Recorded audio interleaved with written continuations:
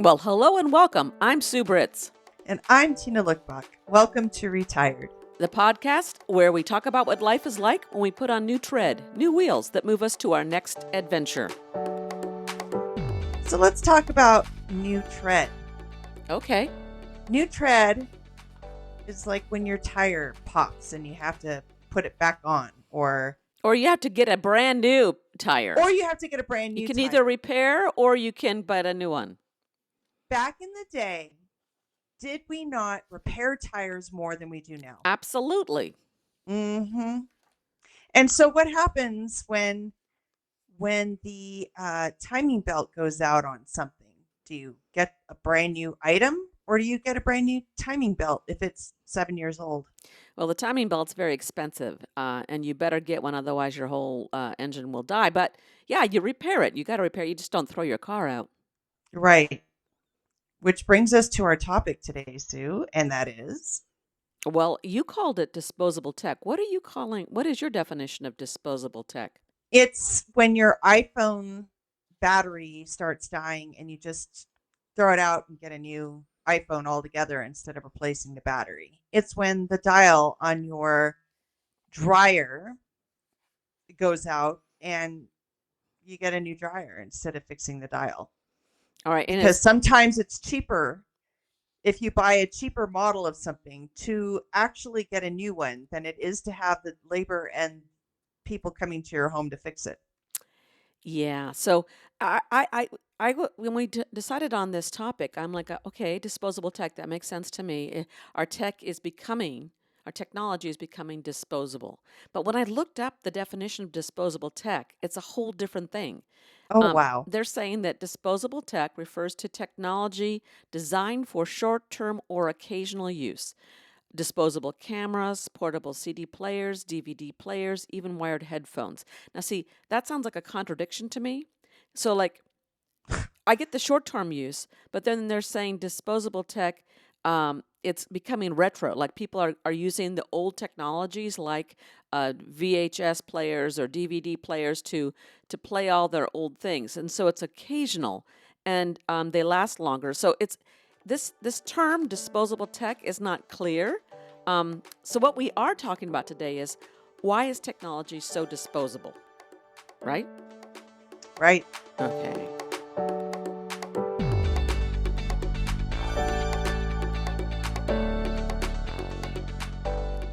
All right. So, yeah, you gave an example of a dryer or a washing machine. Did something happen to you recently that? Yeah. So when I bought my house back, I put in a cheaper washer and dryer because I knew it would be a rental and I didn't want to spend a ton of money and have it destroyed. So I got a dryer, and all of the appliances in my home I got in 2017. I just had to replace my dishwasher. My dryer timing thing went out, and it's about 7 years. It's so disappointing that you can spend thousands of dollars and then Right. have to replace it every 7 years. So what when you're old and you are retired on a fixed income and you need a new dryer? So I have tried the route of having people come and fix these things.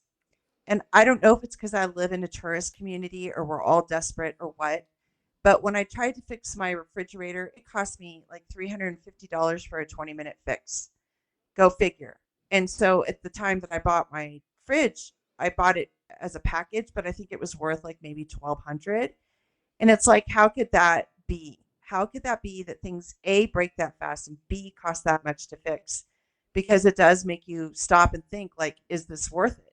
You know, the refrigerator it was, but other items not so much. So if I spend $200 to fix my then $400 dryer, is it worth it? And Yeah. that's where I think everything we make is disposable.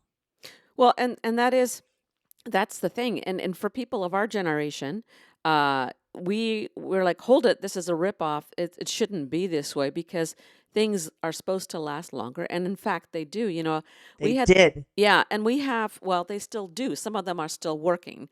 Um, Oh, like what? so, like, I'd like to go to the happy side with you. we were having the same conversation with a friend recently about our refrigerator. again, it was a beautiful, gorgeous thing that I had bought, and it had problems with the ice maker, the ice, Maker. and Hmm. it was located in the fridge rather than in the freezer. So, Oh, and this was the newer technology, and it was a beautiful beast and everything. Everything else about the refrigerator works just fine. but But it was not the the ice ice maker, and you're like, maker. well, I don't need an ice maker. I can do without ice, or I can do it the old-fashioned way, no problem. But And then that it lasted how started, long? yeah, Oh, then it started leaking. And because it was building up frost, and then that would oh leak, no. and so it became an issue. So that part had to be replaced. And we had someone come out, take a look at it. The part was going to cost, the whole thing was going to be like $1,000. And you're like, Oh that's my. and this was the Okay. part that they had been doing research on. They said, well, the problem is that really shouldn't be in the refrigerator, and now in newer models, all the ice making machines are in the freezer. So that's something to know. So in the money we paid to have the dude come out to look at it, we got that information. I looked into buying the parts myself, because that's the other thing is today Yep. you can go online and And and buy the dang thing buy yourself. the Yep. part and then put it in. The thing is, this part had like 9 generations, and so it was a fix upon a fix upon all these fixes, and you don't know even after buying that part if it was going to solve the problem or solve it for more than just a Wow. month or so. So the decision was made. We just bought a new refrigerator, which is Oh, disgusting. right. It's so painful. And So then painful. and for me, it's like if pain is the word, because I feel like this is so horribly painful. I'm hoping someone Right. actually took it and took the part out, and is using it now, because the thought of it going to a landfill Yep. just makes me It's sick. shiny, beautiful, Yeah. and you're right. If this is the fridge that I've seen, it is. It was Yeah. gorgeous. And while I'm having this conversation with people, friends are saying, oh, well, we have our refrigerator that's still, 15 years old, Yep. and everyone knocks on wood, because it's Hmm. still working. It's a workhorse and does its job. And you're like, okay, I mean, this is the part that's so frustrating as a consumer on so many levels, not even just about the money, but about the impacts it has on the environment. And Yes, y- that's the thing. That's even the bigger thing. If we can all afford it, it is. It's about the environment. It absolutely is. yeah, and yet the trend keeps going in this way. And so our trend has to be either, as consumers, stand up and say something, but in the context of today's world, that no one's going to be listening because there's so much else going on. Um, or, you do get on your YouTube, and you learn how to change out the parts and keep that thing going. But again, that assumes that you can get the part, and that the part is The doable, right version. or that it'll work, right, that it'll work. And it also assumes that you have time to do all of that. Yes, that's the problem where you didn't plan on becoming a refrigerator mechanic. And now, if you spend 2 days, like 16 hours maybe, by the time you order the part, find out which one, look at the video, and actually do it, you could have burned up 2 days where if you're in the working world, you could have, that's a loss, because you could have been at work Well, or yeah, it's your whole weekend. you can't afford to do it if you're working. Recently we did one, well, not recently, it's been, I think, 2 years now.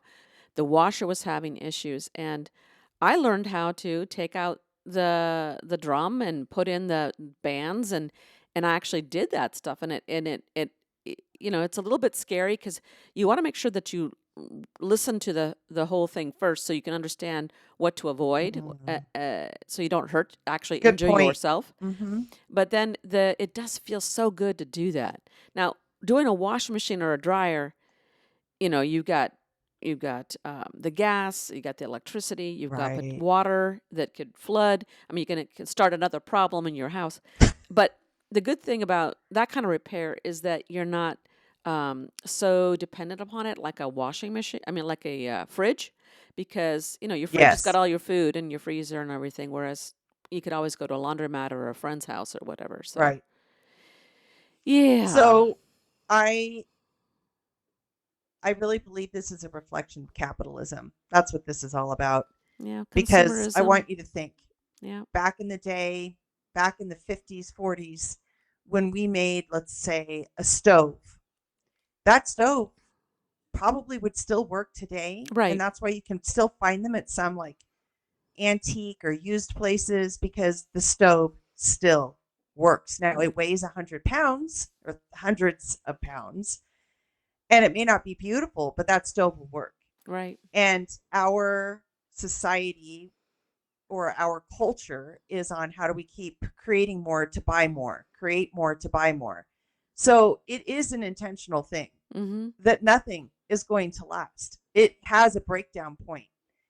Things aren't made like they used to because back then it was a big deal if you got a stove. Now we're like, damn, and you buy another one. And that's just how we are set up. That is our culture. Yeah, it's pretty disgusting. You It know, is. I mean, looking at even your car issues that we've been talking about, you know, the you can still work on old cars. As a Yep. mechanic, it's kind of like the same thing as like with a washer dryer, or I repaired a Oh, you machine. I did did. that. It feels good to be able to do those things. Yeah. But like an old car, it's mechanical, literally. It's not digital, it's not Right. computerized. And if you have the technology, you know how to how it works and how to repair it, then you can do that usually. Um, and there's something beautiful about these old devices. You were talking about the weight. That they've got heft. They feel like they're workhorses because they are. And you know, it's sad. Even cars nowadays, if your computer goes out for this or that, it's going to Yep. cost thousands of dollars. And it's not even a mechanical issue. It is a technology issue, digital technology issue. Like you would need a machine to take care of your digital issues. Like they have Right. machines and they put it up and go, oh, okay, it's because blank is wrong over in this blank section. But if you don't have that machine, then you can't fix it yourself. So we really are in a hands tied behind our back situation. Yeah, I mean, I just think about, you were talking about consumerism and capitalism, and just thinking back on our generation when they started recording video. We started off with the Yeah, oh, true. there was Beta and VHS, the Yep. Super VHS, And then the Blu-ray. Blu-ray, and then we finally got into streaming. And but it's interesting because each device it would So piss you true. off because you had to transfer your technology to a different format. And that was part of the game. It was horrible. Same thing for audio. They used to do like we used to make record on and make mixtapes. It was so cool, and then it also brought in copyright issues. But then they had 8-track tapes, and Mm-hmm. remember Walkmans? Mm-hmm. And then the Walkmans had, Oh, and then the MP3. yes, so that it moved from actual tape into, yeah. And now we have our phone that does all those. And now we have cordless earbuds too. So Yes. you don't even have to have something connected to you. Yep. Yeah. Well, and then film. I mean, you think about all those that are all in our little phone right now. And then the phones, of Oh, course, wow. the phones are designed to last only a certain number of years, and then they Yep. want you to trade those up and keep paying more and more Yep. money for them. Yeah. Yep. They say that phones are meant to last for like 2 years Yep. reliably, and laptops 5. So Yep. your good old laptop got to be changed out. It's ridiculous. And it's thousands of dollars. And I keep thinking the hardest part, Sue, is just coming from this perspective of retirement. Mm-hmm. It's a different way to look at things. Those are the things that you can't afford. Most of our population, like, you know, you were a teacher, you're going to have a better retirement than somebody that may have been a worker working for a roofing company his whole life making barely above minimum wage. His retirement is going to be even less. So it's going to impact him even more. I mean, it's just Yeah, it's that, and then if you don't have it, your access to, in this case, the world. information. Yeah, information is important. I mean, everything is digital now, and it keeps going that way. Yeah.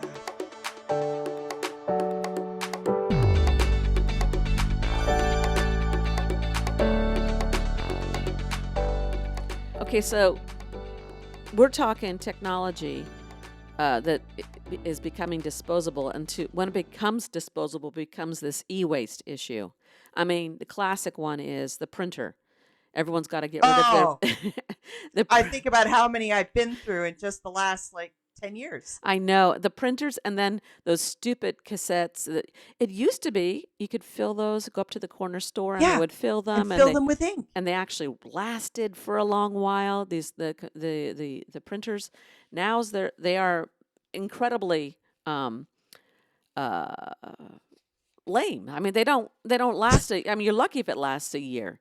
Um, Oh, are you kidding? I burned through mine. I mean, I think I might have like the worst model. I feel like what happens to this ink? Is it evaporating when I'm not using it? Because I don't print that much, Sue. And I swear to God, it quarterly. well, then if Quarterly. to get that to work, or when you have to change one of the cassettes out, to get it to work again, it's not always a given. And then we expect our printers to be able to do it wirelessly now too, and to do all the things like scan Yes, and fax and all of those things. course. Yes, yeah. Now, I do have to say, totally off topic, but not. Gigi. I am so excited that I have learned to print off my phone and that my phone just like picks up talking to my computer.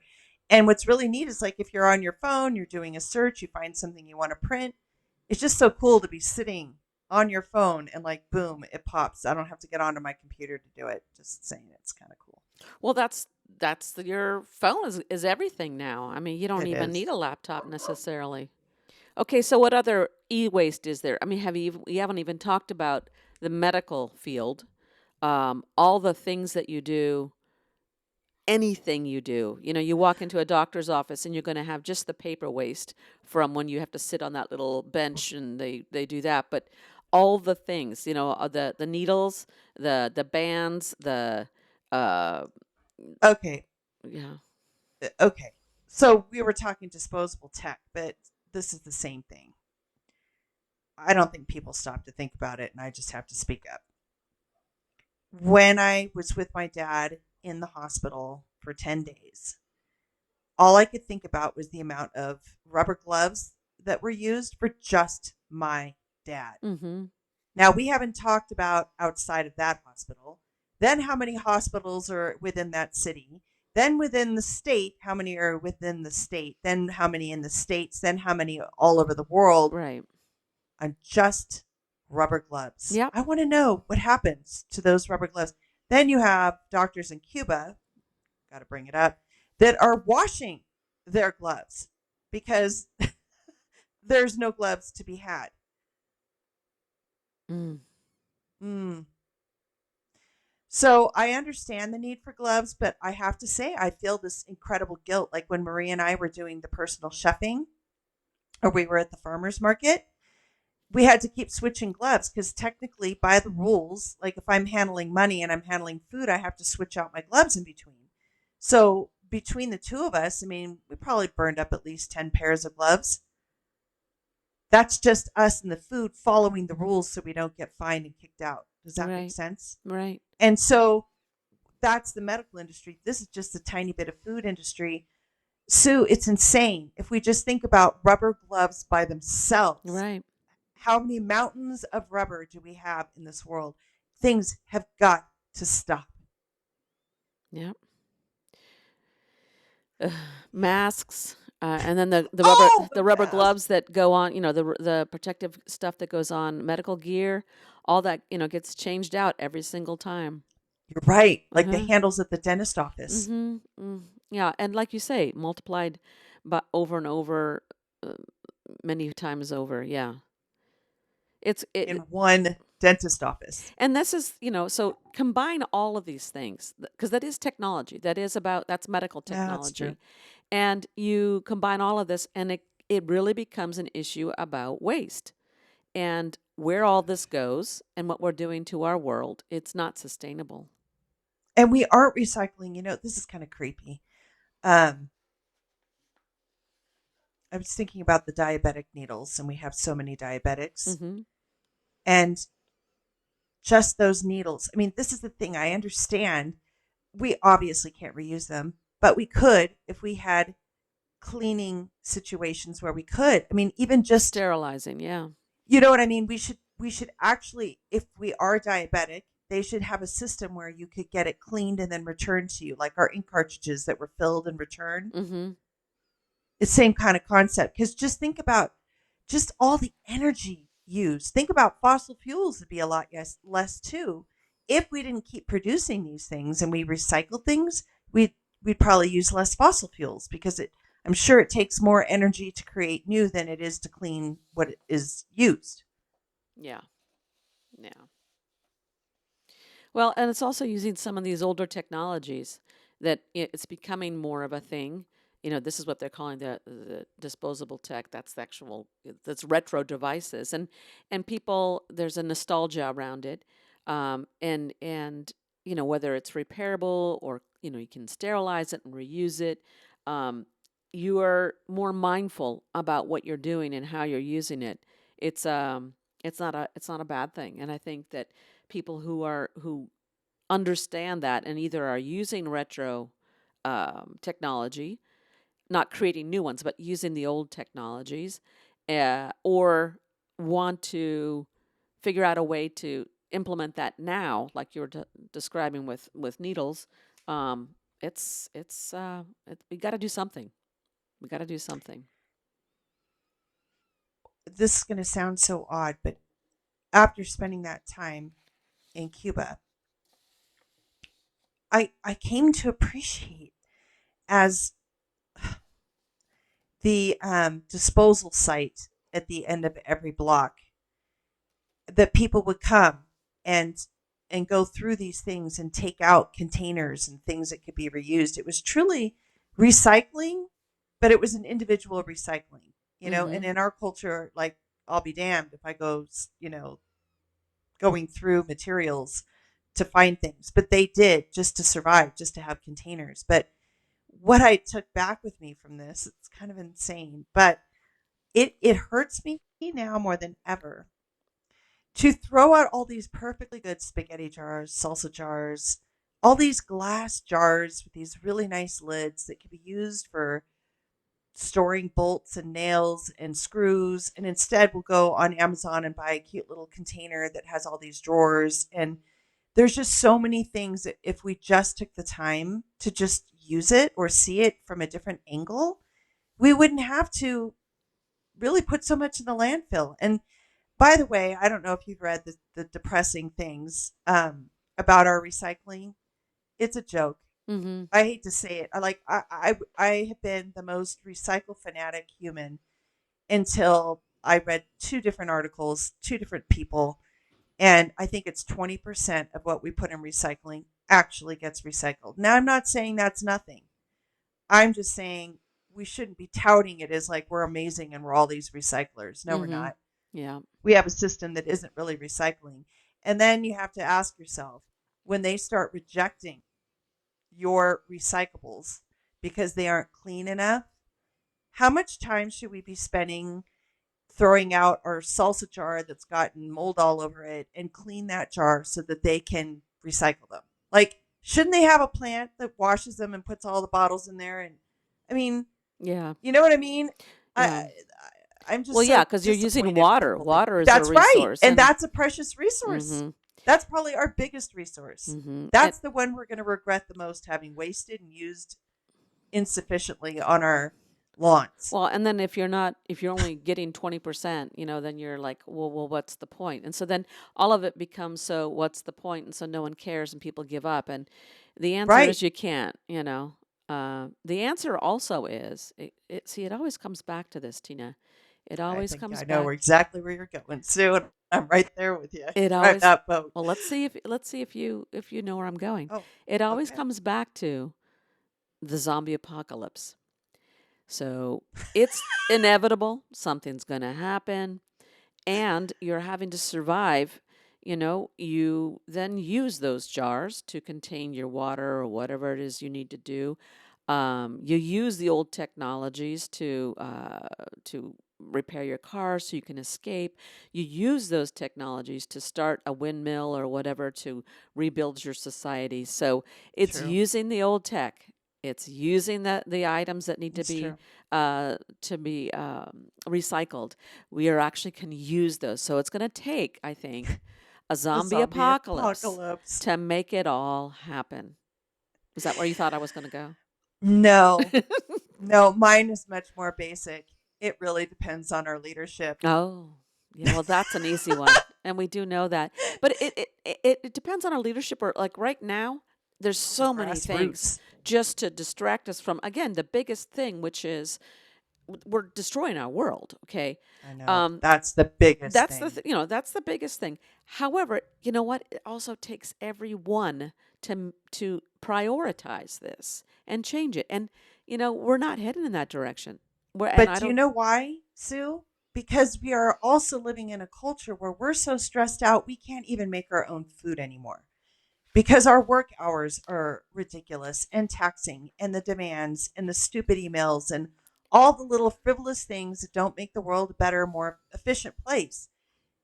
It's a bigger thing. And I just have to keep going back to the email because I really hate emails because so much of it is spam. It's marketing. It's just CCing people that don't need to be CC'd. It is such a waste of time and yet has become this important thing you have to get back within 24 hours. But that in itself is a job that we didn't used to have. And it doesn't make it easier because what we've done is we've made things faster. So we throw on more work for the worker. And what I'm saying is, it's a bigger problem. Everybody is stressed out. Our culture is burning out. We are burned out. That's because we So, know it's ending. God, That we're destroying our planet. We and we and are, but right. Okay. and we know Yes, that it's true. underneath everything, And we you're know right. that. You're right. So we And I distract think you're ourselves with right. the daily stuff, like you were talking about food. I mean, the assumption that there's going to even be food. There's nobody who's going to be gathering our food and picking our food because ICE is just having a holiday right now. So yeah, I've spoken to even more friends of mine just based on the skin color. They're afraid. They're afraid. well, and they And always I have can't been, should be. and I Yeah. stopped to think like, but wait, why are you afraid? You have a driver's license. You're clearly in a, I mean, this is oh, it made me so sad, Sue, because that had never occurred to me for myself. Yep. Should But to be think of angry my too. friends Yep. Sad and who angry. are educated, excellent, perfect citizen models, and they're afraid to go out, even though they were born and raised here. And all I could think of was, well, but they have IDs. And wouldn't they ask for the ID? And, well, I don't know. I just, it's so disturbing to me that it's a form of racism. It's like it hasn't changed. Well, yeah, It's and racism. it's gotten worse, and it's the Gestapo coming, and we have to speak up, and we have to say no, and uh, yeah, this is yeah, I don't even where we go with this because Okay, well, it's not disposable technology, but no, we're talking disposable human beings. I Yes, know, and I didn't even want to say it, and it hurts, you know? it It hurts hurts. and it's sad, but it needs to anger us so that we do something about it, people. When we did those that nationwide the No Kings was good, and that should be continuing at least monthly. So we have the big crowds. We're educating more people, understanding what's going on. There needs to be action because if you don't, it's going to keep happening. And then, like they say, they came for everyone else, and at some point, there's nobody left to Yep, coming for you. And that's right. if you can't understand that That's right. through the history and how it repeats itself, not so long ago even, Right. that yeah, Not at you need to all. be standing up, and those with more privilege need to stand up faster and harder and make this an issue. Yes, Gigi, she agrees. She does. Yeah. On that happy note, Any last, I know, any last words? well, you know, um, it just seems so all overwhelming. Um, And it is. Doesn't it? So it's you It does. you got to keep standing up and saying things, and that's why we're here. That's why we're having these conversations. So, um, yeah, your thoughts? I was thinking maybe this last part was such a downer, we shouldn't put it in. And then I was thinking, no, that's exactly like pretending that there's not an issue.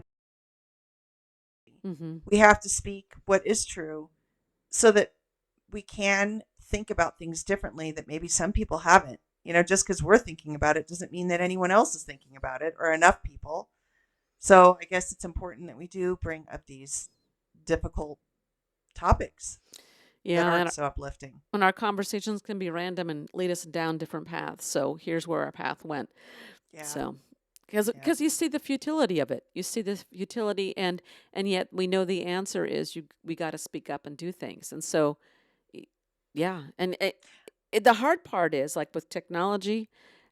How do you go with a refrigerator? I mean, so you're playing into the game because of your own selfish needs, and yet your little resistance, what is it going to do? Well, the answer is everyone's little resistance adds up to something. So we got to keep resisting and And persisting. that's where I have to keep bringing it back. We are so in our worlds and in our country, and it takes getting out of our country to see different worlds. And there is not a refrigerator in a landfill in Cuba unless it's been like, I don't know, run over by a bulldozer, hurricane flew it out a window and it landed 5 stories down. What I'm saying is you don't waste things, and Yep. people figure out how to fix things. Yep. And it is our culture, and it's true because I felt your pain not having an ice maker. I'm like, oh no, right? No, that's not Because pain. It's like no big deal, really. no, but the consequences to your refrigerator. But I tell you what, you put that refrigerator in Cuba, and you bet it would be in somebody's house, and it would be working somehow. It would be working. Mm-hmm. It would be doing the thing. But it takes being in a place where there are no resources that you will be resourceful. Mm-hmm. And because our resourcefulness is using money, it's not using resourcefulness. It's Yeah. using money. And that's what's different between a capitalistic place and a non-capitalistic place. Well said. Thank you.